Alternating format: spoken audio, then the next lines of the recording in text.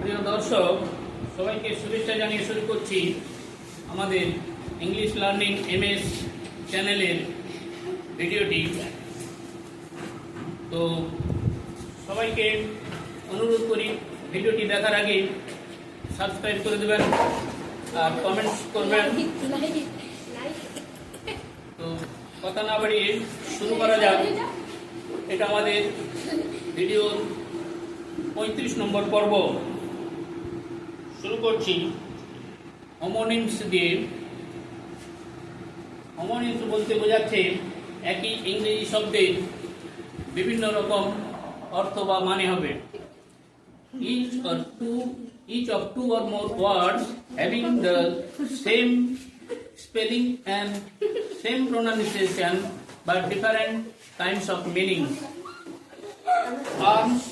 Arms মানে বাহু, arms মানে অস্ত্র শস্ত্র, ফাইন মানে সুন্দর, ফাইন মানে জরিমানা,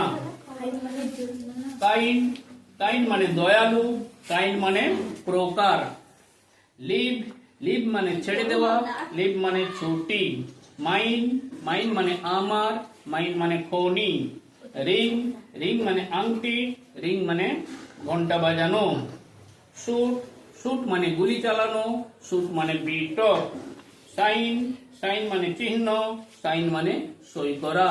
তো প্রিয় দর্শক, যদি ভিডিওটি ভালো লেগে থাকে তাহলে অবশ্যই লাইক করতে ভুলবেন না ও বেশি বেশি করে শেয়ার করবেন।